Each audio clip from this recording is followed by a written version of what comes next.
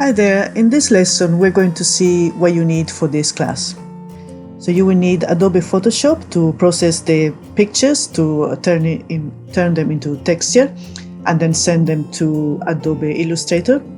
And you will need Illustrator to create the pattern, the actual half drop pattern.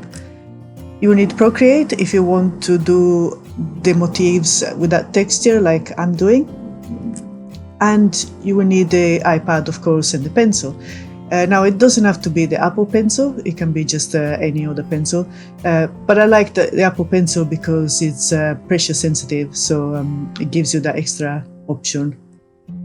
And then, of course, you will need pictures to use to create your textures. It can be pictures of tree bark. This is actually the stalk of a plant. More bark, different textures, and even gravel, and you will see how this actually looks really good when it's turned into a texture. Okay, so let's have a look on how to gather images for your textures.